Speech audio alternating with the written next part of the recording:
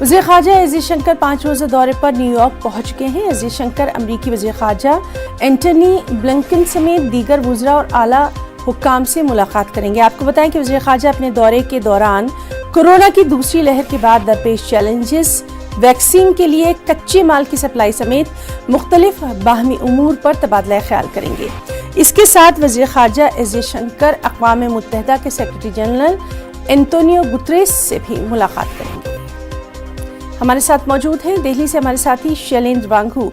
शैलेंद्र, बेहद अहम इस दौरे को समझा जा रहा है, खास तौर पर जब हम देख रहे हैं कि कोरोना की दूसरी लहर को लेकर लगातार हिंदुस्तान को कई चैलेंजेस का सामना है। आपसे तफसीलात चाहेंगे।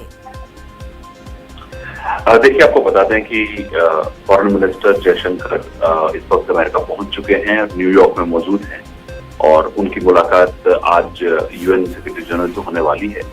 लेकिन इस दौरे पे सबसे अहम जो मुद्दा रहेगा वो रहेगा वैक्सीन सप्लाई का। वैक्सीन निर्माता कंपनी, जो वैक्सीन मैन्युफैक्चर कंपनीज है, उनके अधिकारियों से मुलाकात करने का और भारत के लिए वैक्सीन सिक्योर करने का। आपको याद दिला दें कि अमेरिका ने अब से कुछ वक्त पहले इस बात को अनाउंस किया था कि वो दुनिया के अलग अलग देशों को 8 करोड़ वैक्सीन मुहैया कराएगा। तो भारत चाहता है कि उन 8 करोड़ वैक्सीन में से सबसे ज्यादा जो बड़ा शेयर है वो भारत को मिले, क्योंकि भारत में बहुत बड़ी तादाद में लोगों को वैक्सीन लगवाना है। भारत की आबादी बहुत ज्यादा है बाकी देशों के मुकाबले। तो ऐसे में वो 8 करोड़ वैक्सीन में से भारत को कितना शेयर मिलता है, इस पर वो बातचीत करेंगे।